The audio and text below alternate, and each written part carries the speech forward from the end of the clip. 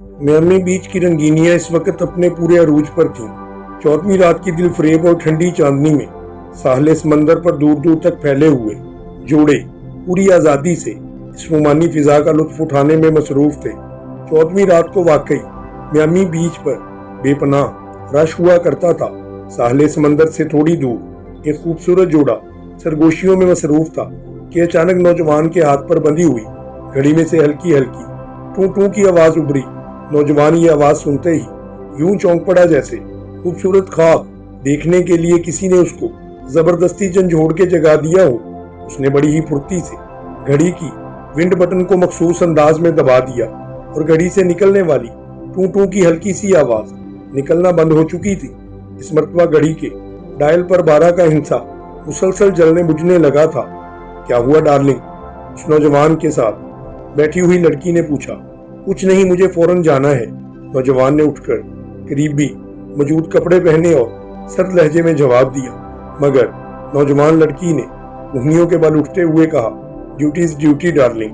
नौजवान ने कदरे सख्त लहजे में कहा और फिर उठकर तेजी से उस तरफ बढ़ने लगा जिधर कारों की पार्किंग का एक शेड बना हुआ था। अरे सुनो तो, मेरी बात तो सुनो, लड़की ने चीखते हुए कहा। मगर नौजवान इस तेजी से आगे बढ़ता चला गया जैसे वो कानों से बहरा हो और उसने मुड़कर भी पीछे नहीं देखा। चंद लम्हों के बाद वो सुर्ख रंग की एक स्पोर्ट्स कार में बैठा तेजी से शहर की तरफ बढ़ता जा रहा था। उसके चेहरे पर गहरी संजीदगी छाई हुई थी, आंखों में चमक उभर आई थी। उस नौजवान का नाम राशील था, सेहतमंद और शडोल जिस्म का मालिक। राशील कातलों की बैनुल अक़वामी तंजीम मास्टर किलर का एक अहम रुकन था। मास्टर किलर अपनी नौइयत की एक अनोखी तंजीम थी। ये तंजीम सिर्फ 4 अफराद पर मुश्तमिल थी, मगर इसके कारनामों की धूम पूरी दुनिया में मची हुई थी। इस तंजीम का काम भारी मुआवजा लेकर अहम शख्सियतों को कत्ल करना था।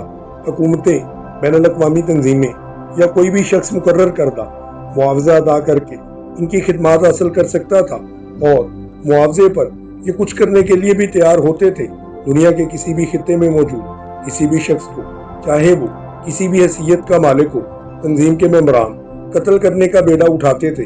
आज तक इस तंजीम को नाकामी का मुंह नहीं देखना पड़ा था। इस तंजीम के हाथों बेशुमार अफराद कत्ल हो चुके थे, जिनमें हुकूमतों के सरबराह से लेकर आम ताजर तक सब शामिल थे। राशील समेत तंजीम के चारों मेंबर अपने अपने अंदाज में कत्ल करने में इस कदर मुहारत रखते थे कि इनका शिकार किसी भी सूरत में उनके हाथों से बच नहीं सकता था। तंजीम का हेडक्वार्टर अक्रेमिया के दारुल हुकूमत नाराक में था और ये चारों कातर काम करके यहीं पर इकट्ठे होते थे। काम हासिल करने का काम सिर्फ एक मेंबर अल्बर्ट के जिम्मे था, जिसका बिजनेस बज़ाहिर इंपोर्ट एक्सपोर्ट का था। अल्बर्ट काम हासिल करने के बाद बाकी तीनों मेंबर्स को हेडक्वार्टर में कॉल कर देता था। फिर मतलूबा शिकार के मुताल्लिक तफसीलात तमाम मेंबर्स को बता दी जाती थी और वो चारों अपने अपने शिकार के खात्मे के लिए अपने अपने तौर पर निकल खड़े होते थे। तफसीलात वसूल करने के बाद इनका आपस में राब्ता खत्म हो जाता था और इनका काम पूरा हो जाता था। वो एक चारों हेडक्वार्टर में पहुंच जाते और एक साथ अपने टारगेट के मुताल्लिक बताते। टारगेट इन चारों में से किसी के हाथों शिकार हो सकता था। जैसे ही काम मुकम्मल हो जाता, बाकी मेंबर्स भी अपने अपने प्लान छोड़कर वापस आ जाते। मुआवजे का 3/4 हिस्सा पहले तकसीम कर लिया जाता, जबकि 1/4 हिस्सा उस मेंबर को मिलता जिसके हाथों से शिकार इंजाम को पहुंचता था। राशील कार चलाते हुए सोच रहा था कि इस बार न जाने उसके हाथों मरने वाला कौन होगा। मखसूस कॉल मिलते ही वो समझ गया था कि अल्बर्ट ने अपना काम हासिल कर लिया है। अब इनके काम करने का वक्त आ गया है और इन चारों का असूल था कि वो काम मिलते ही अपने तमाम प्रोग्राम या क्लिक छोड़कर काम को सर अंजाम देने के लिए निकल जाते थे। इस मामले में मामूली सा तौक़ुफ़ भी उनकी तंजीम के असूलों के खिलाफ था। यही वजह थी कि मखसूस कॉल मिलते ही राशील मियामी बीच से यूं निकल खड़ा हुआ था जैसे वो गोश्त पोस्ट के इंसान की बजाय कोई रोबोट हो जिसका काम सिर्फ हुक्म की तामील हो। थोड़ी देर बाद राशील की कार शहर की सबसे बड़ी सड़क पर पहुंच चुकी थी। उस इलाके में रात के वक्त भी दिन का समा मालूम होता था। तमाम रात सड़कों पर चहल पहल रहती थी। इस सड़क पर वाक़े बेशुमार नाइट क्लब, बार और रेस्टोरेंट सारी रात तफरीह करने वालों से खचाखच भरे रहते थे। राशील ने ब्लू मून नाइट क्लब की पार्किंग में कार रोकी और फिर बड़े इत्मीनान से बाहर निकल आया। उसने कार लॉक की और फिर नाइट क्लब के मेन गेट की तरफ चल पड़ा। क्लब के मेन गेट के सामने एक तवील बरामदा था। राशील मेन गेट पर दाखिल होने की बजाय बरामदे में दाएं तरफ बढ़ता चला गया। बरामदे के आखिर में एक दरवाजे पर वो रुक गया। दरवाजे पर स्पेशल कार्ड रूम का छोटा सा बोर्ड लगा हुआ था। ये स्पेशल कार्ड रूम ही दरअसल इनका हेडक्वार्टर मालूम होता था। ब्लू मून लाइट क्लब की मालका मादाम बर्था मास्टर्स किलर की एक अहम रुकन थी और बज़ाहिर मोटी, भद्दी और अकल से पैदल नजर आने वाली मादाम बर्था इंतहाई खौफनाक कातिला थी। वो इंतहाई ठंडे मिजाज की औरत थी और कत्ल करने के लिए ऐसी खूबसूरत प्लानिंग करती थी कि शिकार कत्ल होने पर मजबूर हो जाता था। मादाम बर्था का रिकॉर्ड बेहद शानदार था और उसके हाथों अब तक बेशुमार अहम शख्सियतें कत्ल की जा चुकी थीं। राशील ने जैसे ही स्पेशल कार्ड रूम के दरवाजे को धकेला, दरवाजा खुलता चला गया। एक छोटा सा कमरा था जिसके दरमियान एक काफी बड़ी मेज थी जिसके गिर्द 4 कुर्सियां थी।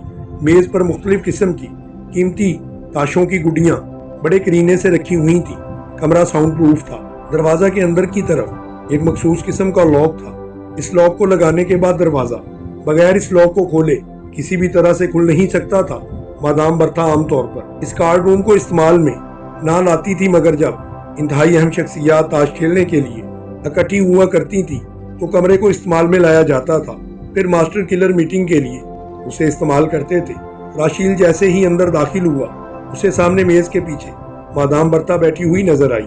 उसके हाथ में ताश के पत्ते थे और वो बड़े इनामाग से इन्हें मेज पर रखकर सिंगल री गेम खेलने में मसरूफ थी। मादाम बर्था ने एक नजर राशील पर डाली और उसी तरह अपने खेल में मुनहमक हो गई। राशील एक कुर्सी खींचकर बड़े मुतमिन अंदाज में इस पर बैठ गया।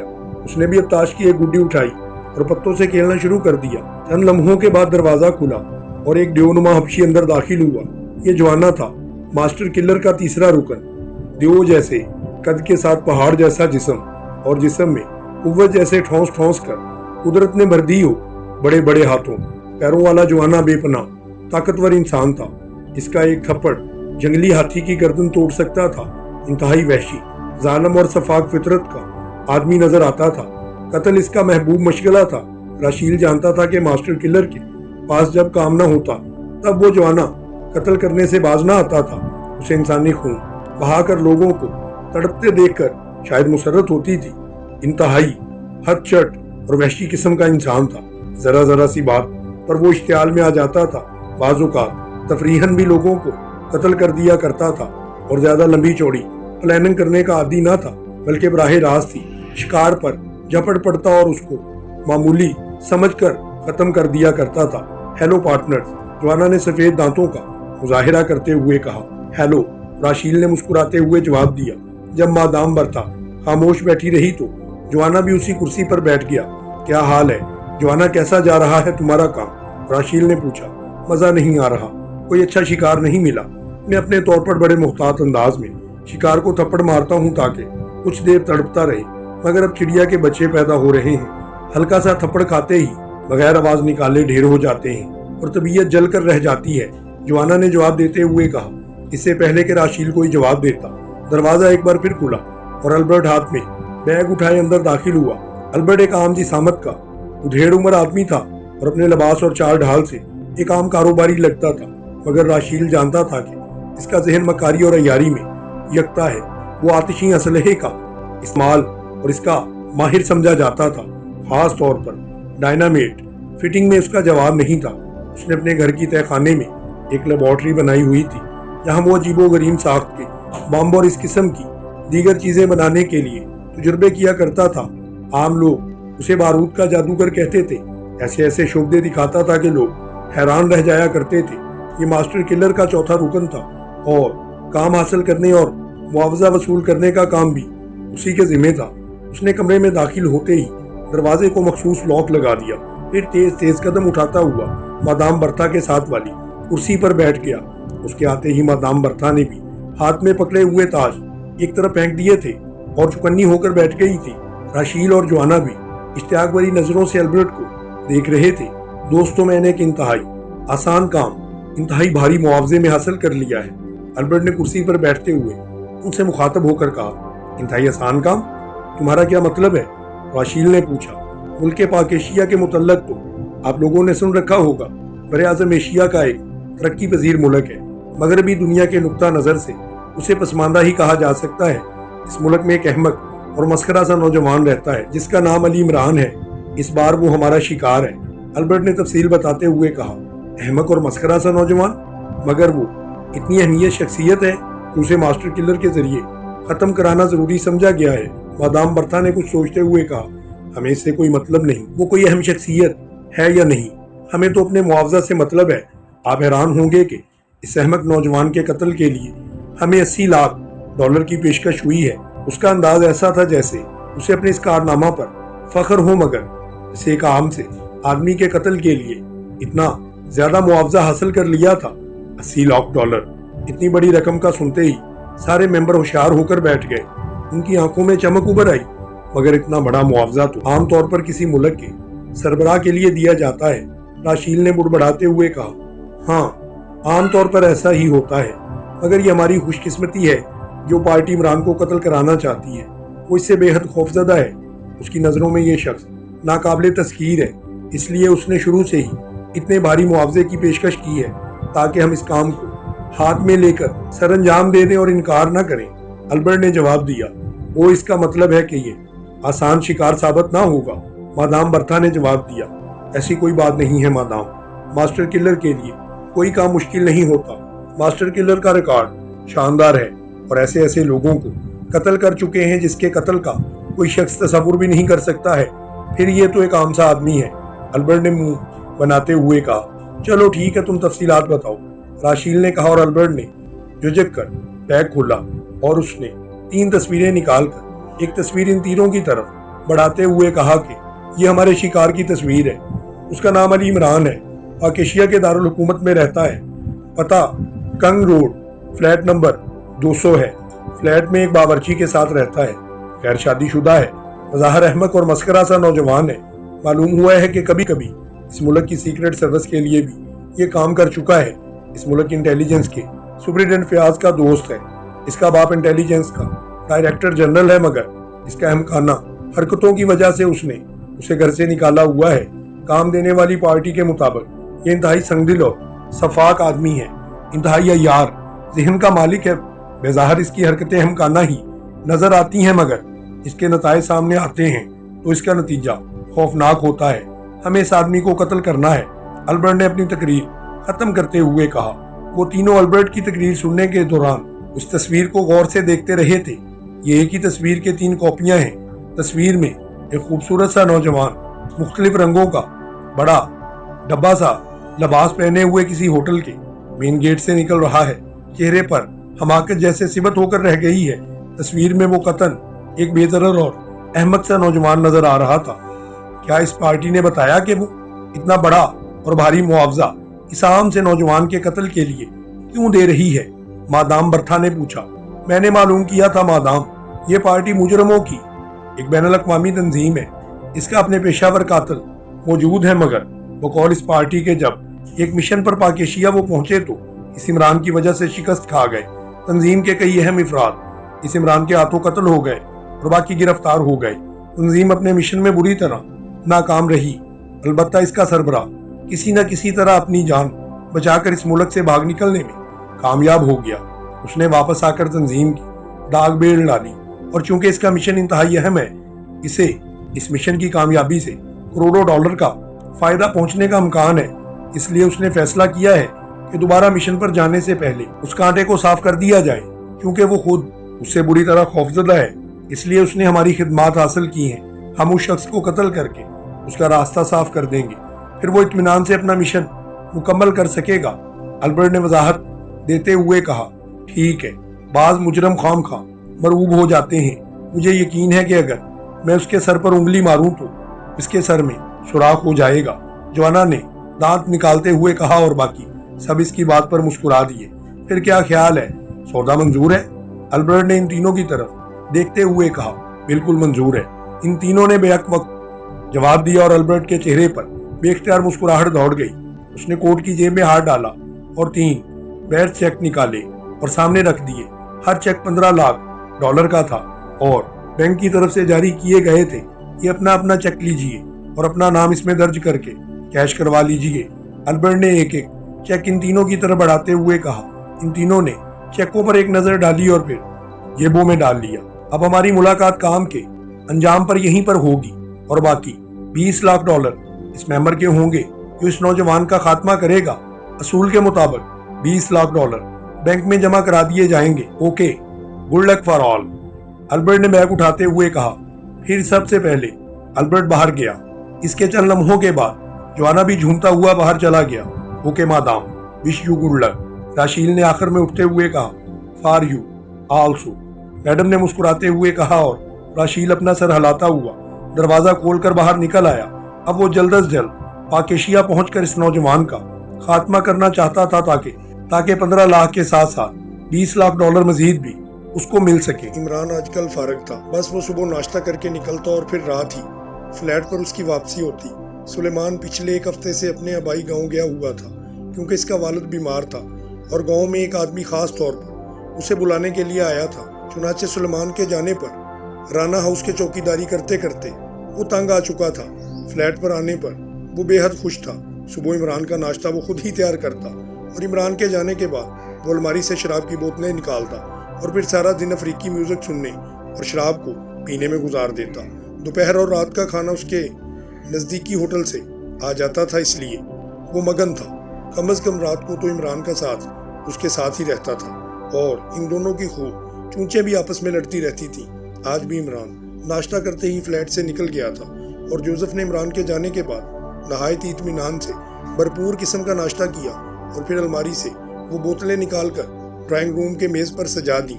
इसके बाद उसने टेप रिकॉर्ड पर खास अफ्रीकी धुन पर मुश्तमिल एक केस्ट लगाया और सोफे पर इत्मीनान से पाँव फैलाकर म्यूजिक सुनने और शराब के बड़े बड़े घूंट पीने में मसरूफ हो गया। अफ्रीकी साजों पर मुश्तमिल मखसूस धुन ने उसे तसव्वुर में अफ्रीका के घने जंगलों में पहुंचा दिया था। यहाँ पर वो खौफनाक शेरों और हाथियों का शिकार करने के तसव्वुर में लुत्फ लेने लगा था और इसी तसव्वुर में गरक था कि अचानक फ्लैट के बैरूनी दरवाजे से एक धमाका हुआ और धमाके से दरवाजा खुला। जोसेफ ने झुंझलाकर आंखें खोलकर दरवाजे की तरफ देखा। दूसरे ही लम्हे वो बुरी तरह से चौंक पड़ा था क्योंकि दरवाजे पर एक हबशी खड़ा था। नजरों से अजीब किस्म की वो उसको देख रहा था। जोसेफ ने हाथ में पकड़ी हुई बोतल मेज पर रखी और फिर सीधा होकर बैठ गया। वो हैरत से दरवाजे पर खड़े इस दियोजाद हबशी को देख रहा था जो कदो कामत में जोसेफ से भी ज्यादा बड़ा नजर आता था। हालांकि जोसेफ खासा बड़े कद का था मगर आने वाले कदो कामत में इससे कहीं बाहर था और जोसेफ ने एक नजर में ही देख लिया था कि आने वाला अफ्रीका के घने जंगलों में रहने वाले कबीले शमोली की नस्ल से ताल्लुक रखता था। ये कबीला अपनी ताकत, दहशत, जालम और सफाकी के लिहाज से पूरे अफ्रीका में मशहूर था। इसलिए एक नज़र देखते ही जोसेफ उसको पहचान चुका था। अब यह इत्तेफाक था कि जोसेफ जिस कबीले से ताल्लुक रखता था उस कबीले की शमोली कबीले से खानदानी दुश्मनी चली आ रही थी। ओ तुम शमोली और यहाँ, जोसेफ ने बुड़बुड़ाते हुए कहा। उसकी आंखों में एक पुरस्कार सी चमक उभर आई थी। बंद करो ये म्यूजिक, आने वाला हबशी अचानक धाड़ा और जोसेफ ने बेइख्तियार हाथ बढ़ाकर टेप रिकॉर्ड का बटन ऑफ कर दिया। कमरे में एकदम खामोशी छा गई। अली इमरान यहीं रहता है? हबशी ने इसी तरह से धाड़ते हुए कहा। उसके लहजे में अजीब सा उखड़पन था। हाँ बॉस का यही फ्लैट है, मगर तुम कौन हो और यहाँ पर क्यों आए हो? तुम जानते नहीं कि यहाँ जोसेफ दी ग्रेट रहता है, शमोली कबीले के दुश्मन कबीले जाकू हामा का प्रिंस ऑफ जोसेफ। जोसेफ ने उससे भी ज्यादा उखड़े हुए लहजे में जवाब देते हुए कहा, मैं किसी शमोली मुगोली को नहीं जानता मिस्टर, मुझे अली इमरान से मिलना है। वो कहाँ पर है? आने वाले हबशी ने इस तरह से उखड़े हुए लहजे में कहा। ओ तुम अपने कबीले को नहीं जानते, हैरत है। बहरहाल तुम्हें क्या काम है? जोसेफ ने इस बार कदरे जरा नरम लहजे में कहा था। मैं इसकी गर्दन तोड़ना चाहता हूँ, समझे? उस हबशी ने दोनों हाथों से इशारा करते हुए कहा। क्या ये तुम क्या कह रहे हो? बॉस की गर्दन तोड़ना चाहते हो? तुम अफ्रीका के बुज़दिल चूहे जोसेफ दी ग्रेट के सामने ऐसे अल्फाज कह रहे हो? जोसेफ ने अचानक उछल कर खड़े होते हुए कहा। इसका चेहरा गुस्से से मजीद स्याह पड़ गया था। ओ तुम मुझे बुज़दिल चूहा कह रहे हो, यानी जोआना को, जिसका नाम सुनते ही पूरी दुनिया पर मौत की दहशत छा जाती है। हबशी ने इंतहाई भयानक लहजे में कहा। मौत की दहशत तुम जैसे गुलाम भला क्या फैलाएंगे? मैं तुम्हें आखिरी बार वार्निंग दे रहा हूँ कि खामोशी से वापस चले जाओ, वरना जानते हो तुम्हारी खोपड़ी तोड़कर तुम्हारे हाथों में रख देने की ताकत रखता हूँ, जोसेफ ने इंतहाई गसीले लहजे में कहा। फिर इससे पहले कि जोसेफ की बात मुकम्मल होती, जोआना ने पूरी कुव्वत से दरमियान में पड़ी हुई मेज को लात मारी और मेज अपने ऊपर रखी हुई शराब की बोतलों समेत एक तरफ को उड़ती चली गई और दीवार से जा टकराई। इसके साथ ही जोआना 2 कदम आगे बढ़ गया। उसकी आंखों में गुस्से और वहशत के जैसे सैकड़ों चिराग जल उठे थे, मगर वो दूसरे ही लम्हे इस पर काफी भारी पड़ा था, क्योंकि जोसेफ का हाथ बिजली की सी तेजी से घूमा और इसका मखसूस राइट हुक पूरी कुव्वत से जोआना के जबड़े पर पड़ा और जोआना लड़खड़ाता हुआ पहलू के बल गिर गया और नीचे की तरफ झुक गया। जोसेफ ने बड़ी फुर्ती से लेफ्ट हुक मारने की कोशिश की थी, मगर जोआना ने बिजली की सी तेजी से हाथ ऊपर करके उसका वार अपने बाजू पर रोक लिया। उसी लम्हे उसका दायां मुक्का पूरी कुव्वत से जोसेफ के पेट पर पड़ा और जोसेफ किसी स्प्रिंग की तरह उड़ता हुआ पिछली दीवार से जा टकराया, फिर सोफे के ऊपर गिरा। जोआना के जिस्म में बेपनाह कुव्वत थी। फिर इससे पहले कि जोसेफ संभलता, जोआना ने दोनों हाथ बढ़ाकर उसे यूं सर पर उठा लिया जैसे जोसेफ का वजन सिर्फ चंद पाउंड से ज्यादा ना हो। तुम और जोआना पर वार करो, जोआना ने चीखते हुए कहा। फिर इसने पूरी कुव्वत से जोसेफ को फर्श पर पटक दिया, मगर नीचे गिरते वक्त जोसेफ की दोनों टांगे हरकत में आई और जोआना की गर्दन के गिर्द ऑक्टोपस की तरह लिपट गई। उसका नतीजा ये हुआ कि जोसेफ के साथ जोआना भी खिंचता हुआ जमीन पर आ गिरा। उसी लम्हे जोसेफ उछल कर खड़ा हो गया। फिर इसकी भरपूर लात उठने की कोशिश करते हुए जोआना की पसलियों पर पूरी कुव्वत से पड़ी और जोआना के हलक से सिसकारी सी निकल गई। जोसेफ ने दूसरी बार लात घुमाई, मगर इस बार जोआना तेजी से पहलू बदल गया था और जोसेफ की लात हवा में ही घूम कर रह गई। फिर वो धड़ाम से मुंह के बल जमीन पर आ गिरा, क्योंकि जोआना ने लेटते ही उसकी पुश्त पर एक लात जमा दी थी। जोसेफ के नीचे गिरते ही तेजी से उसने उठना चाहा, मगर जोआना उछलकर उसके ऊपर आ गिरा। फिर इनके दोनों हाथ जोसेफ की गर्दन के गिर्द लिपट गए। जोसेफ को एक लम्हे के लिए यूं महसूस हुआ जैसे उसकी गर्दन लोहे के शिकंजे में फंस चुकी हो, मगर वो माहर लड़ाका था और इमरान ने उसकी तरबियत बेपनाह मेहनत से की थी, इसलिए उसने पूरी कुव्वत से अपने सर पीछे की तरफ झटका देकर गर्दन को घुमाया और जोआना की गिरफ्त उस पर ढीली पड़ती चली गई। जोसेफ का सर पूरी कुव्वत से जोआना की नाक से टकराया और जोआना को यूं महसूस हुआ जैसे उसकी नाक की हड्डी टूट गई हो। फिर जोसेफ ने पूरी कुव्वत से इसे साइड में हटा दिया और फिर खुद भी पहलू बदलकर उसके ऊपर चढ़ गया, मगर इससे पहले कि इसके हाथ जोआना की गर्दन पर जमते, जोआना ने बिजली की सी तेजी से दोनों घुटने सकेड़े और जोसेफ किसी गेंद की तरह उछलकर सामने की दीवार से जा टकराया। जोसेफ के नीचे गिरते ही फुर्ती से वो उठा। उसी लम्हे जोसेफ भी उछलकर खड़ा हो चुका था। अब वो दोनों एक बार आमने सामने थे। दोनों के चेहरे गुस्से और वहशत की शिद्दत से बिगड़े हुए थे। मैं तुम्हारा खून पी जाऊंगा, जोआना ने दांत मेंचते हुए इंतहाई गुस्सीले लहजे में कहा। अब तुम जोसेफ द ग्रेट के हाथ नहीं देख चुके हो, बुज़दिल चूहे, जोसेफ ने फिर उसी तरह से फुंकारते हुए कहा। फिर वो दोनों तेजी से आगे बढ़े और 2 पहाड़ों की तरह आपस में टकरा गए। जोआना ने दोनों हाथों से जोसेफ की पसलियों पर वार किए, जबकि जोसेफ ने पूरी कुव्वत से अपना घुटना जोआना की दोनों टांगों के ऐन दरमियान मार दिया। दोनों वार ही खौफनाक साबित हुए और दोनों ही लड़खड़ाकर पीछे पीछे हटने पर मजबूर हो गए। जोसेफ को यूं महसूस हुआ जैसे उसकी पसलियां टूटकर रेजा रेजा हो गई हों, जबकि जोआना पीछे हटते ही रुकू के बल झुकता चला गया था। फिर जोसेफ ने हिम्मत की थी और उसने झपट कर करीब पड़ी हुई कुर्सी उठाई और पूरी कुव्वत से झुके हुए जोआना के सर पर रसीद कर दी। जोआना झटका खाकर नीचे फर्श पर जा गिरा। कुर्सी इसके सर पर लगकर टूट चुकी थी। जोसेफ ने टूटी हुई कुर्सी एक तरफ फेंकी और पूरी कुव्वत से उछलकर घुटना जोआना की गर्दन की पुश्त पर मारा, मगर उसी लम्हे जोआना ने सर को झटक दिया और जोसेफ उछलकर सोफे पर जा गिरा। हाय हाय, ये क्या हो रहा है? अचानक इमरान की आवाज़ सुनाई दी। जोसेफ को यूं महसूस हुआ जैसे उसके जिस्म में बिजली का करंट दौड़ गया हो। वो छलांग लगाकर सोफे से उतरा और इसकी लात पूरी कुव्वत से उठने की कोशिश करते हुए जोआना के पहलू पर पड़ी, और इससे पहले कि इमरान ने अचानक दोनों हाथों से धक्का देकर उसे एक तरफ कर दिया। क्या कर रहे हो जोसेफ? ये कौन है? इमरान ने गुस्सीले लहजे में पूछा। ये बुज़दिल चूहा बॉस आपकी गर्दन तोड़ने के लिए आया है, जोसेफ ने हाँफते हुए लहजे में कहा। उसी लम्हे जोआना उछलकर खड़ा हो गया। उसकी कीना तोड़ नजरें इमरान पर जम गई। तुम अली इमरान हो? जोआना ने फुंकारते हुए पूछा। اس کے لہجے سے ایسے محسوس ہو رہا تھا جیسے وہ جوزف سے اتنی لڑائی لڑنے کے باوجود بالکل تازہ دم ہے. شاید شکار کو سامنے دیکھ کر اس کی یہ حالت ہو گئی تھی. ہاں میرا نام علی عمران ہے، مگر تم کون ہو؟ عمران نے بڑے سنجیدہ لہجے میں کہا. اب میں کامیاب ہو جاؤں گا، یہ شکار بھی میرے ہاتھوں ہی انجام کو پہنچے گا. جوانا نے اچانک وحشت انگیز لہجے میں کہا لگاتے ہوئے کہا. پھر اس کا ہاتھ بجلی کی سی تیزی سے گھوم گیا. مگر عمران بھلا اس طرح کہاں قابو میں آ سکتا تھا؟ وہ اس سے زیادہ تیزی سے مڑ گیا تھا اور جوانا کا ہاتھ فضا میں ہی لہراتا رہ گیا. کیونکہ اس نے تھپڑ مارنے میں پوری قوت استعمال کی تھی، اس لیے وار خالی جاتے ہی وہ بے اختیار سارے جسم سے گھوم چکا تھا.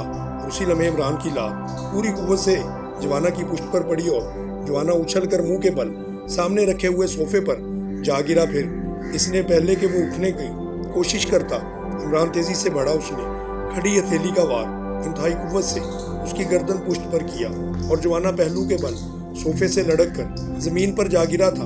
پھر عمران نے اسے سنبھلنے کا موقع ہی نہ دیا. ان کی دونوں ٹانگیں مشین کی تیزی سے چلنے لگی اور کمرے میں جوانا کے حلق سے چیخیں نکلنے لگی. اس نے دونوں ہاتھ لہرا کر عمران کی ٹانگیں پکڑنے کی کوشش کی، مگر عمران تو بجلی کا بنا ہوا تھا. چاندی لمحوں میں جوانا گرانڈیل آدمی ضرب کی تاب نہ لاتے ہوئے ہوش کی سرحدوں سے دور نکل گیا تھا. اس کے ناک اور منہ سے خون بہنے لگا تھا. عمران نے جیسے ہی محسوس کیا کہ وہ بے ہوش ہو چکا ہے، اس نے اپنے آپ کو روک لیا. یہ کون ہے جوزف؟ عمران کے لہجے میں بے پناہ سنجیدگی تھی. وہ بس اتفاق سے ہی واپس فلیٹ پر آ گیا تھا، ورنہ اس کا ارادہ نہ تھا. مگر اچانک ہوٹل میں بیٹھے بیٹھے اس کے ذہن پر بیزاریت سی سوار ہو گئی اور اس نے فلیٹ واپس جا کر سونے کا ارادہ کیا تھا. مگر یہاں آتے ہی اس گرانڈیل حبشی سے ٹکراؤ ہو گیا. معلوم نہیں باس، یوں تو یہ شمولی قبیلے کا آدمی لگتا ہے، مگر اس کا لہجہ بتا رہا ہے کہ یہ کئی سالوں سے مہذب دنیا میں رہ رہا ہے. اپنا نام جوانا بتا رہا تھا. اس نے آتے ہی آپ کے متعلق پوچھا، پھر مجھ سے الجھ پڑا. کم وقت نے پسلیاں توڑ دی ہیں. جوزف نے برا سا منہ بناتے ہوئے کہا. وہ اپنی پسلیوں پر ہاتھ رکھے وہاں پر کھڑا تھا. فرسٹ ایڈ باکس اسٹور میں پڑا ہے، اٹھا لاؤ، اپنی بینڈیج کرو. عمران نے جوزف کی حالت دیکھتے ہوئے کہا تو جوزف جیسے اس کے حکم کا ہی منتظر تھا، وہ تیزی سے چلتا ہوا اسٹور کی طرف بڑھتا چلا گیا. عمران نے ایک نظر بے ہوش پڑے ہوئے جوانا کی طرف دیکھا. اس نے محسوس کیا کہ جوانا میں بے پناہ قوت موجود تھی. یہ عام آدمی کی نسبت بہت جلد ہوش میں آ جائے گا، اس لیے اس نے فوری طور پر اسے ایک طویل بے ہوشی کا انجیکشن لگانے کا فیصلہ کیا تاکہ اسے اطمینان سے دانش منزل پہنچایا جا سکے. پھر وہاں جا کر اسے پوچھ گچھ کی جا سکے کہ آخر کس مقصد کے لیے وہ عمران کو قتل کرنے کے لیے یہاں پر آیا تھا. یہ فیصلہ کرتے ہی عمران تیزی سے اندرونی طرف بڑھتا چلا گیا اور کمرے میں جا کر بے ہوش کرنے والا انجیکشن اٹھا کر لے آیا. پھر اس نے پھرتی سے اس کو انجیکشن لگا دیا. تھوڑی ہی دیر بعد لگانے کے بعد وہ واپس آیا تو دیکھ کر حیران رہ گیا کہ جوانا غائب تھا. عمران تیزی سے فلیٹ کے دروازے کی طرف لپکا، مگر جوانا کا کہیں پتہ نہ چلا. اسے شاید عمران کی توقع سے پہلے ہی ہوش آ چکا تھا اور پھر وہ اپنی حالت کی وجہ سے وہاں پر بھاگنے میں ہی اپنے لیے بہتری سمجھتا ہوگا. جوزف، عمران نے جوزف کو آواز دی. یس باس، جوزف نے چند لمحوں میں کمرے میں آتے ہوئے کہا. وہ تمہارا بھائی بھاگ تو نہیں گیا؟ عمران نے مسکراتے ہوئے کہا. کیا مطلب؟ میرا بھائی کیوں بھاگنے لگا؟ وہ شمولی قبیلے کا ہے، میرے قبیلے کا دشمن ہے. جوزف نے برا سا منہ بناتے ہوئے کہا. اچھا ایسا کرو کہ تم فوراً یہاں سے رانا ہاؤس میں شفٹ ہو جاؤ، میں بھی وہیں آ جاؤں گا. جب تک اس حبشی کا پتہ نہ چلے فلیٹ بند رہے گا. میں ذرا اس ہاتھی حبشی کی تلاش کا حکم ٹائیگر کو دے دیتا ہوں. عمران نے جوزف کو حکم دیتے ہوئے کہا اور جوزف نے سر ہلا دیا. عمران نے احکامات دے کر اندرونی کمرے کی طرف اپنے قدم بڑھائے تاکہ فون پر ٹائیگر کو اس حبشی کی تلاش کا حکم دے سکے. اسے یقین تھا کہ جلد ہی اس حبشی کا پتہ مل جائے گا، کیونکہ اس جیسا آدمی کسی کی نظروں سے اتنی جلدی نہیں چھپ سکتا. اس لیے سیکرٹ سروس کو فی الحال استعمال نہ کرنے کا ہی اس نے فیصلہ کیا تھا. راشیل نے پاک ایشیا کے دارالحکومت پہنچتے ہی سب سے پہلے یہاں پر 4 اسٹار ہوٹل میں ایک کمرہ بک کرا لیا اور پھر کمرے میں اپنا سامان رکھنے کے بعد اس نے بڑے اطمینان سے غسل کیا. وہ جام شراب کے پینے کے بعد بالکل تازہ دم ہو چکا تھا. اس نے لباس بدلا اور اس کے بعد اس نے اپنا بیگ کھولا. اس میں موجود کیمرہ نکال کر اپنی بغل میں لٹکا لیا. بیگ کے ایک خفیہ خانے سے اس نے مخصوص قسم کے کارڈ نکال کر جیب میں ڈال لیے تھے. یہ کارڈ کریمیا کے سب سے بڑے اخبار ناراک ٹائمز کے جاری کردہ خصوصی کارڈ تھے. یہ کارڈ اسپیشل قسم کے رپورٹروں کو جاری کیے جاتے تھے जो इंतहाई अहम शख्सियात के इंटरव्यू लेते थे। राशील कमरा बंद करके लिफ्ट के जरिए हाल में आ चुका था। अब बड़े इत्मीनान से चलता हुआ होटल के बाहर पहुंच गया। जल्द ही एक खाली टैक्सी उसके करीब आकर रुकी और राशील टैक्सी को रोक कर कंग रोड का कह के उसकी पिछली सीट पर बैठ गया। ड्राइवर ने सर हिलाते हुए गाड़ी आगे बढ़ा दी। राशील इर्द गिर्द के माहौल का दिलचस्पी से जायजा लेने में मसरूफ हो चुका था। कंग रोड पहुंच गए हैं जनाब, ड्राइवर ने थोड़ी देर के बाद बैठे हुए राशील से मुखातब होकर कहा। किसी कैफे के सामने टैक्सी रोक दो, राशील ने कहा और ड्राइवर ने सर हिलाकर गाड़ी एक तरफ मोड़ दी। फिर उसने एक कैफे के सामने टैक्सी को रोक दिया था। राशील नीचे उतर गया, उसने किराया दिया और टैक्सी के आगे चलने लगा। इसके बाद उसने इर्द गिर्द का फुर्ती से जायजा लिया। फिर उसकी नजरें कैफे के बिलमुकाबल बने हुए 2 मंजिला फ्लैट्स पर जम गई। चंद लम्हों की कोशिश के बाद उसे फ्लैट पर लगा हुआ 200 नंबर भी नजर आ गया। राशील बेख्तियार मुस्कुरा दिया था क्योंकि वो मंजिल मकसूद पर पहुंच चुका था। वो सड़क पार करने के लिए आगे बढ़ा ही था कि अचानक उसे सीढ़ियों से एक ग्रांडियल हबशी नीचे उतरता हुआ नजर आया। एक लम्हे के लिए तो राशील चौंक पड़ा क्योंकि पहली नज़र में वो यही समझा था कि नीचे आने वाला जवाना है, मगर फिर गौर से देखने पर उसे मालूम हुआ कि वो जवाना तो नहीं है मगर इस कबीले का आदमी है। राशील उसे देखता रहा। उस हबशी ने एक टैक्सी रोकी और फिर उसमें सवार होकर वो आगे बढ़ गया। राशील उसके जाने के बाद आगे की तरफ बढ़ा और सड़क क्रॉस करके फ्लैट के सामने पहुंच गया। फिर वो वहीं खड़ा था और सोच रहा था कि फ्लैट के ऊपर जाए या वहीं पर खड़ा रहकर ऊपर से आने जाने वालों का जायजा ले कि चंद लम्हों के बाद उसने एक नौजवान को सीढ़ियां उतरते हुए देखा। इस नौजवान को देखते ही उसकी आंखों में चमक सी लहरा उठी थी। आने वाला यकीनन अली इमरान था क्योंकि इसकी शक्ल इसने जेब में रखी हुई तस्वीर के ऐन मुताबिक देखी थी। अली इमरान नीचे उतरकर साइड में खड़ी हुई कार की तरफ बढ़ता चला गया। अभी इमरान कार के करीब पहुंचा था कि राशील ने उसे आवाज़ दी। जनाब मेरी एक बात सुनिए, राशील ने इमरान की तरफ बढ़ते हुए कहा। फरमाइए। इमरान ने मुड़कर राशील को अपनी तरफ आते हुए देखकर कहा तो वो रुक गया। मैं क्रेमिया से आया हूँ, नाराग टाइम्स का मुस्तकिल नुमाइंदा हूँ। राशील ने उसके करीब पहुंचकर अपना तारुफ करवाते हुए कहा और साथ ही उसने स्पेशल कार्ड भी इमरान को दिखा दिया। बड़े गलत से अखबार के नुमाइंदे हैं आप जिन्हें नाम रखना ही नहीं आता। इमरान ने मुंह बनाते हुए कहा। ओह, आप क्या कह रहे हैं? राशील ने उलझे हुए लहजे में कहा। मेरा मतलब था कि नाराग टाइम्स की बजाय नाग टाइम्स अखबार का नाम अगर रख लिया जाता तो ज़्यादा अच्छा लगता। इमरान ने बड़े मासूम से लहजे में जवाब दिया और उसकी बात सुनकर राशील हंस पड़ा। आप हंस रहे हैं जबकि हमारे यहाँ सबसे बड़ा प्रॉब्लम नाक ही है। ज़रा ज़रा सी बात पर नाक कट जाती है और हमारी सारी ज़िंदगी इस नाक को कटने से बचाने की जिद्दोजहद में गुजर जाती है। इमरान ने तफसील बताते हुए कहा। वो फिर तो वाकई नाम यही होना चाहिए। बहरहाल मैं अखबार के बोर्ड को आपकी तजवीज़ ज़रूर लिख कर भेजूँगा। फ़िलहाल मेरा एक मसला आप हल कर दीजिए, आपकी मेहरबानी होगी। राशील ने मुस्कुराते हुए जवाब दिया। माफ़ कीजिए, मेरे पास ज़्यादा रकम नहीं है। अगर 10-5 रुपए में आपका गुजारा हो सकता है तो फिर ठीक है। इमरान ने बेख्तियार अपनी जेबें टटोलते हुए कहा। उसके चेहरे पर नदामत के ऐसे तासुरात उभर आए थे जैसे वो अपनी गुर्बत पर बेहद शर्मिंदा हो चुका हो। अरे नहीं, मुझे रकम नहीं चाहिए। मैंने एलम रोड जाना है मगर यहाँ कोई एलम रोड को जानता ही नहीं है। कई टैक्सी ड्राइवरों से मैं बात कर चुका हूँ मगर वो इस रोड को बिल्कुल भी नहीं जानते।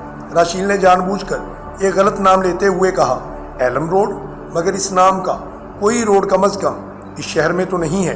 इमरान ने कुछ सोचते हुए उससे कहा।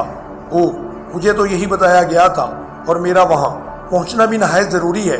राशील ने उलझे हुए लहजे में बताया। हो सकता है किसी मुज़ाफ़ाती कॉलोनी में इस नाम की कोई रोड कायम कर दी गई हो।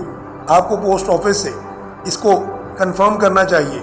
अगर आप कहें तो पोस्ट ऑफिस तक मैं आपको ड्रॉप कर दूं? इमरान ने पूछा। ओह, बहुत शुक्रिया, आपने सही जगह बताई, वहाँ से सही मालूमात मिल सकेंगी। राशील ने खुश होते हुए कहा। फिर इमरान ने उसे ड्राइविंग के साथ वाली सीट पर बैठने का इशारा किया और राशील के वहाँ बैठते ही वो खुद भी ड्राइविंग सीट पर बैठ गया और उसने कार को स्टार्ट करके आगे बढ़ा दिया। मेरा नाम मार्टिन है। आप? राशील ने अपना तारुफ करवाते हुए कहा। मेरे माँ बाप ने मेरा नाम इमरान रखा हुआ है।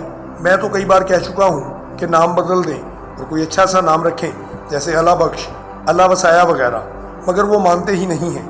عمران نے جھمپے ہوئے لہجے میں کہا جیسے وہ اپنے نام پر اس کے سامنے شرمندہ ہو رہا ہو۔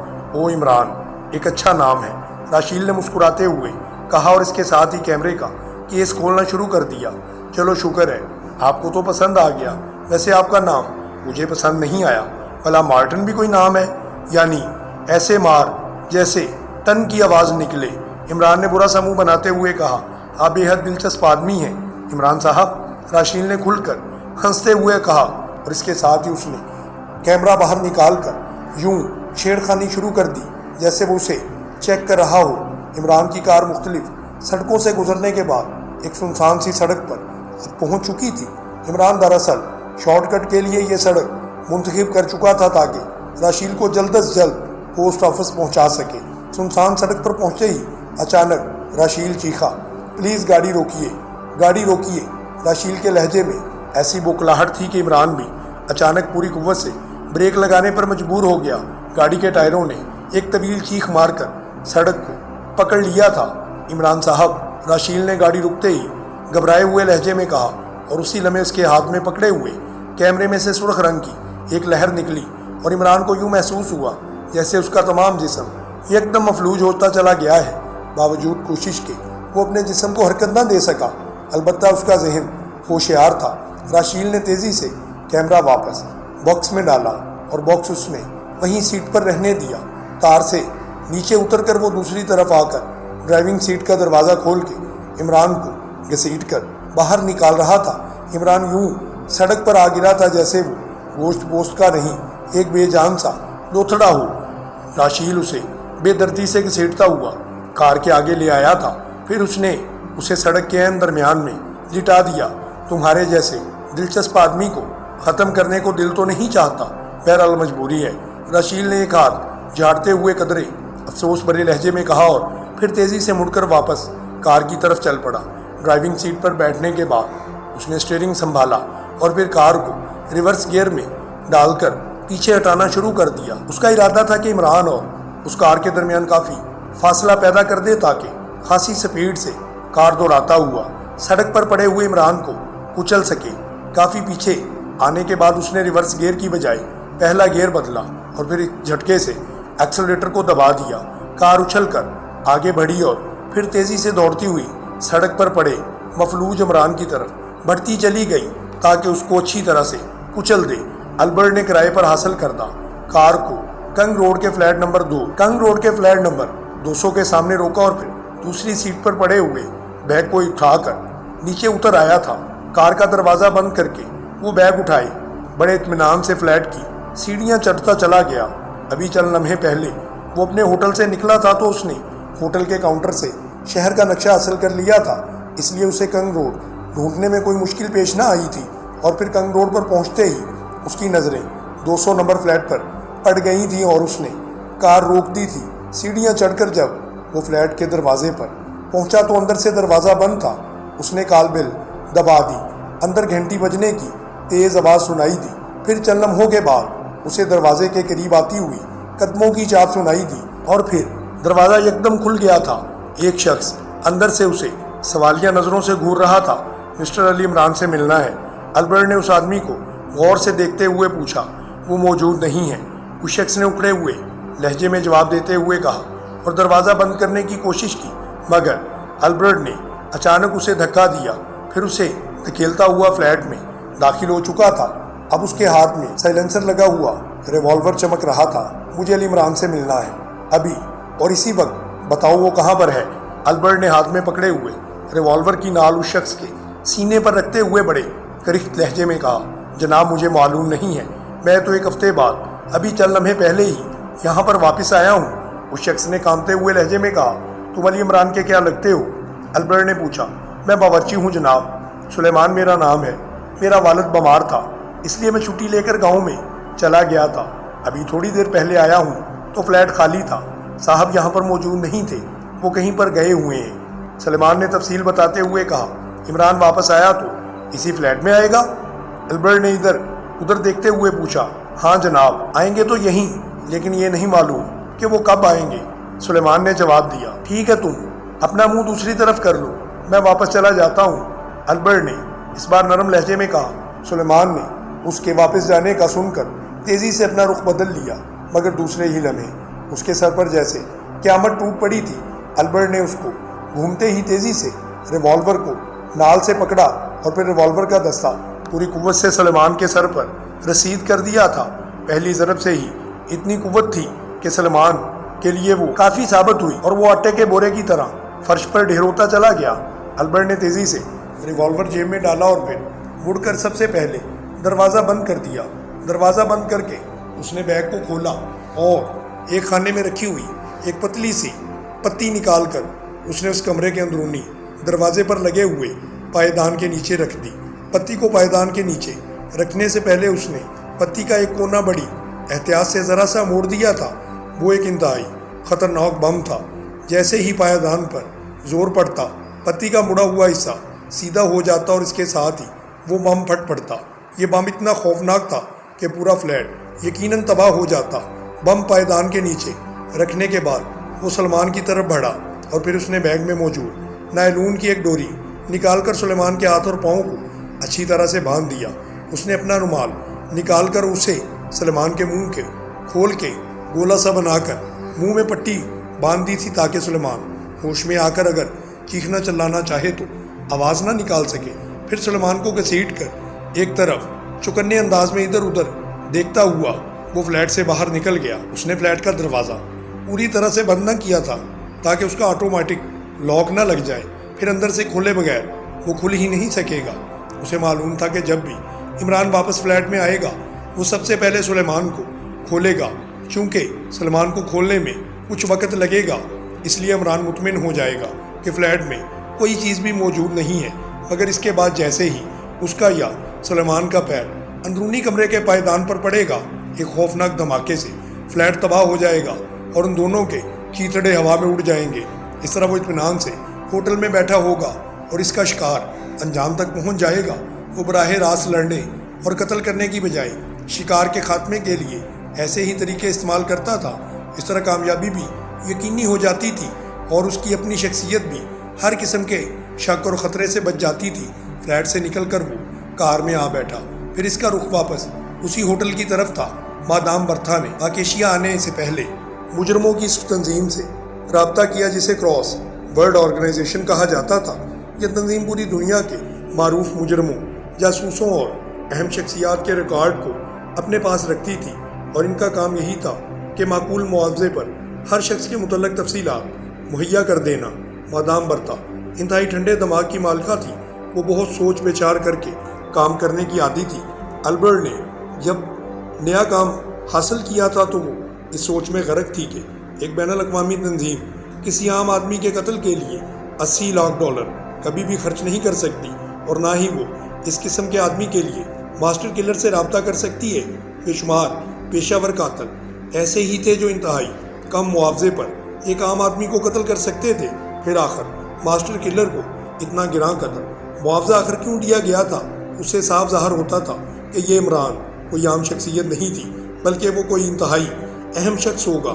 چنانچہ یہی سوچ کر اس نے کراس ورلڈ آرگنائزیشن سے رابطہ قائم کرنے کا فیصلہ کیا تھا۔ اس نے سوچا کہ اگر اس ورلڈ آرگنائزیشن کے پاس عمران کا ریکارڈ ہوگا تو ظاہر ہے کہ وہ عام آدمی نہیں ہے۔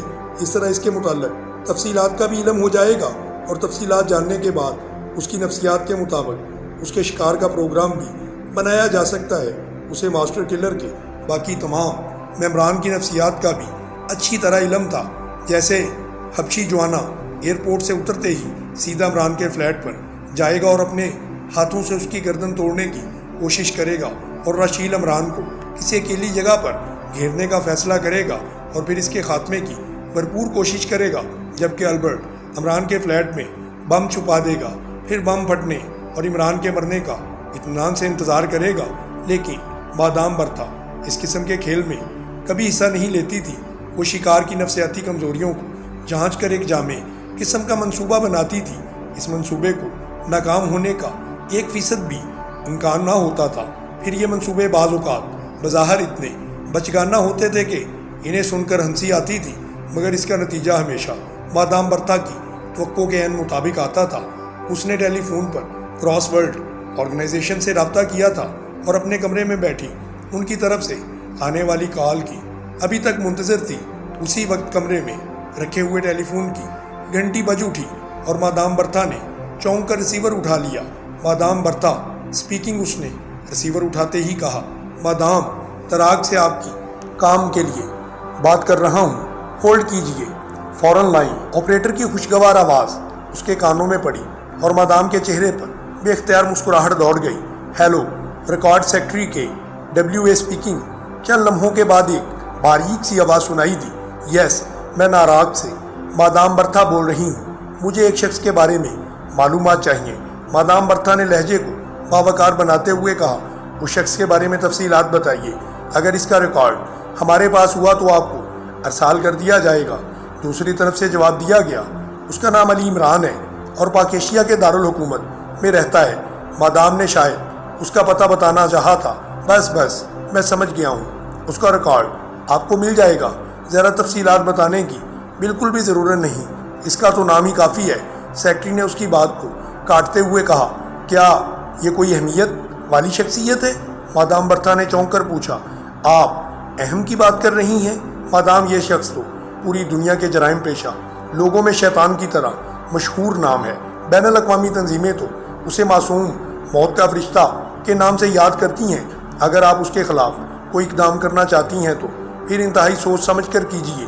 یہ دنیا کا سب سے خطرناک ترین شخص ہے۔ سیکرٹری نے ازراہ ہمدردی اسے نصیحت کرتے ہوئے کہا، اوہ ٹھیک ہے، شکریہ۔ اس کا ریکارڈ اسپیشل میسیج کے ہاتھ روانہ کر دیجیے گا۔ مجھے زیادہ سے زیادہ 2 گھنٹوں میں یہ مل جانا چاہیے۔ مادام نے زور دیتے ہوئے کہا، اسپیشل میسیج کے ذریعے؟ وہ بھی 2 گھنٹوں میں؟ مگر مادام، آپ اس کا خرچہ جانتی ہیں؟ سیکرٹری نے کہا، خرچے کی فکر نہ کرو، مکمل ریکارڈ جلد از جلد بھجوا دو۔ مادام نے جواب دیا، اوکے مادام، 2 گھنٹے تک ریکارڈ آپ کو مل جائے گا۔ دوسری طرف سے سیکرٹری نے جواب دیا اور اس کے ساتھ ہی رابطہ ختم ہو گیا۔ مادام نے ریسیور رکھ دیا۔ اس کے چہرے پر شدید الجھن کے تاثرات نمایاں ہو چکے تھے۔ کراس ورلڈ آرگنائزیشن کے ریکارڈ سیکرٹری نے جس انداز میں عمران کے متعلق بات کی تھی، اس سے صاف ظاہر تھا کہ اس بار انتہائی مشکل شکار سے واسطہ پڑنے والا ہے، جبکہ باقی ممبران اسے انتہائی آسان شکار سمجھتے تھے۔ اسے بہرحال اس بات کی خوشی ہو رہی تھی کہ اس نے جذبات میں آ کر بغیر معلومات کے کوئی بھی منصوبہ ابھی تک نہیں بنایا تھا، ورنہ ظاہر ہے منصوبہ کی ناکامی اس کے لیے یقینی تھی، اور اب علی عمران کے متعلق تفصیلات کا وہ انتظار کر رہی تھی۔ اس نے دوسری صبح کی فلائٹ سے پاک ایشیا جانے کے لیے بکنگ کرا لی۔ اسے یقین تھا کہ وہ رات کو سوچ سمجھ کر عمران کے قتل کرنے کا کوئی یقینی منصوبہ تیار کر لے گی، اور پھر 2 گھنٹے تک شدید انتظار کے بعد ایک آدمی نے مادام برتا کو لا کر ایک لفافہ دیا کہ ساتھ ایک بل بھی تھا جس پر بہت بڑی رقم بطور معاوضہ خرچہ کے طور پر درج تھی۔ مادام برتا نے اس رقم کا چیک لکھ کر میسنجر کے حوالے کیا اور لفافہ حاصل کر لیا۔ یہ ایک بڑے سائز کا لفافہ تھا۔ مادام نے کھولا تو اس میں عمران کا ایک فوٹو نکل آیا۔ اس فوٹو میں وہ کسی سے لڑنے میں مصروف تھا اور اس کا انداز بتا رہا تھا کہ وہ لڑائی بڑھائی کے فن میں انتہا درجے کی مہارت رکھتا ہے۔ لفافے میں فوٹو کے علاوہ بڑے سائز کے 3 کاغذ تھے جن پر علی عمران کے متعلق تفصیلات درج تھیں۔ مادام برتا کی نظریں بڑی بے چینی سے ان کاغذات پر دوڑنے لگیں۔ جیسے جیسے وہ انہیں پڑھتی جا رہی تھی، اس کی آنکھیں حیرت سے پھیلتی جا رہی تھیں۔ جب مادام برتا نے 3 کاغذ پڑھ لیے تو اس کی پیشانی پر پسینے کی بوندیں چمک رہی تھیں اور آنکھوں میں حیرت کے ساتھ ساتھ قدرے خوف کے تاثرات بھی نمایاں ہو چکے تھے۔ کاغذات پر درج تفصیلات کے مطابق عمران انتہائی عیار اور خطرناک حد تک ذہین، مارشل آرٹ کا ماہر، میک اپ کے فن میں سب سے آگے اور مجرموں کے حق میں حد درجہ صفاق واقع ہوا تھا، مگر وہ بظاہر انتہائی احمق، بے ضرر اور مسخرہ سا معلوم ہوتا تھا۔ کاغذات میں ان بین الاقوامی مجرم تنظیموں کی ایک فہرست درج تھی جن سے عمران ٹکرا چکا تھا اور وہ اپنے اس عمران کے ہاتھوں انجام بھی کروا چکی تھیں۔ البتہ کاغذات پر ایک اہم بات درج تھی کہ عمران اپنے فلیٹ پر بہت ہی کم رہتا ہے۔ وہاں اس کا باورچی سلیمان رہتا ہے، جبکہ عمران زیادہ تر رانا ہاؤس میں وقت گزارتا ہے، جس کا پتہ بھی دیا گیا تھا، اور رانا ہاؤس میں اس کا ساتھی ایک حبشی ہے جو جوزف ہے اور خود بھی مارشل آرٹ کا ماہر اور انتہائی طاقتور ہے۔ کاغذات کے مطابق عمران کو صنف نازک سے کوئی دلچسپی نہیں رہی اور خوبصورت سے خوبصورت لڑکی بھی اسے بیوقوف نہیں بنا سکتی۔ اس طرح کی اور بھی کئی تفصیلات ان کاغذات میں درج کی گئی تھیں۔ عمران کے خاندانی حالات اور اس کے خاندان کے افراد کے متعلق بھی تفصیلات لکھی ہوئی تھیں۔ مادام برتھا نے کئی بار ان تفصیلات کو پڑھا اور پھر کاغذات میز پر رکھ کر اس نے آنکھیں بند کر لیں۔ گہری سوچ میں غرق ہو چکی تھی۔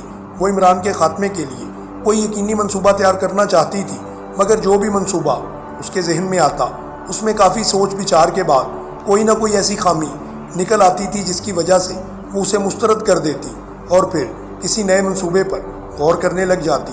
اسی سوچ بچار میں تقریباً آدھی رات گزر چکی تھی اور پھر اچانک ایک اچھوتا منصوبہ اس کے ذہن میں آ گیا اور وہ خوشی سے اچھل پڑی۔ یہ ایک شاندار منصوبہ تھا۔ مادام برتھا کافی سوچ بچار کے بعد اس میں کوئی خامی محسوس نہ کر سکی تھی تو اس نے اس پہ عمل کرنے کا فیصلہ کر لیا۔ چنانچہ فیصلے پر عمل درآمد کے لیے ضروری تفصیلات اپنے ذہن میں طے کر کے اسے اپنے جال میں پھنسانے کے لیے روانہ ہو گئی۔